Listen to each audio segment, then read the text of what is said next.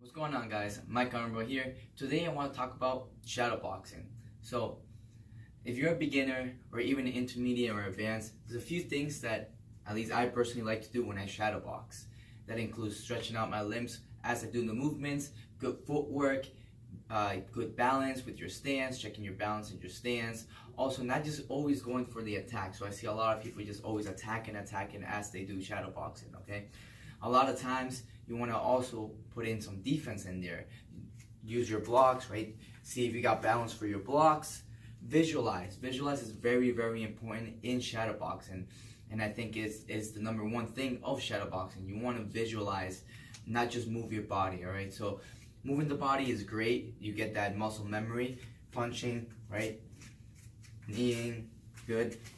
Blocking, kicking, great. You get to work a lot of your muscle memory. That's awesome, good. But when you add that visualization to your shadowboxing, it just creates a whole dimension where you can do lots and lots of things. Right? It's kind of just, you can visualize a fight. Maybe if you had a fight already, one that that you maybe thought you could have done a little bit better. Try to visualize, try to memorize, or remember some of the moves or some of the things that happened during that fight. It's a great way to use shadowboxing. Try to visualize technique or something they passed along in class.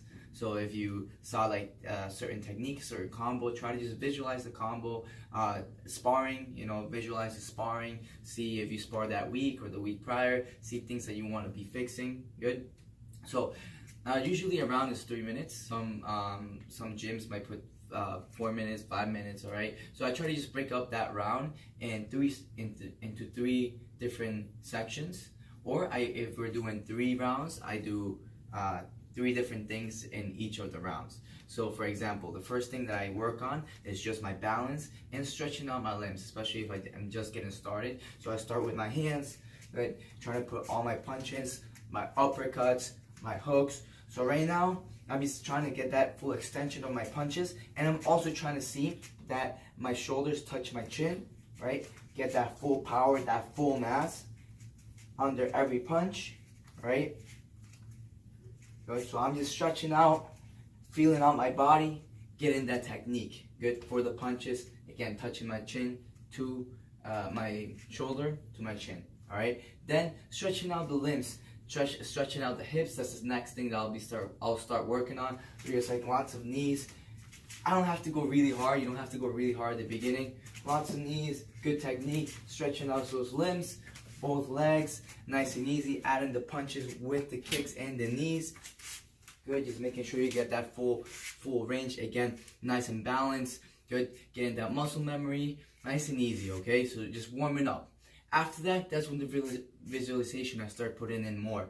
Good, I start walking, so I start doing my blocks. I try to visualize the kick. I block, I block, I block. I teep, I visualize they're about to kick. I kick them back. I teep them back.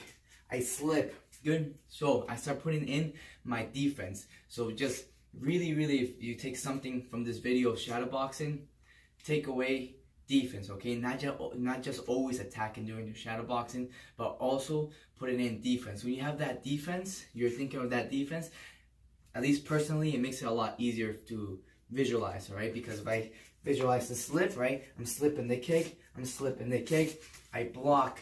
I teep when they're coming. I catch, right? If you're catching, I gotta visualize the catch. Punch, catch, sweep, catch, turn, catch, sweep, catch, knee, right? Catch, put my hand up so they don't punch me here. Good. And then knee. All these little things for defense, visualization is gonna be a great tool to use during your shadowboxing, all right? And then the last thing also is just, again, doing a lot of balance drills. So sometimes I'll start going a little bit faster and then stopping the technique. So for example, I'll teep and then I'll come back and then I'll keep my leg up. I'll block, come back, block, come back, angle, jab, block, come back, teep, block, come back.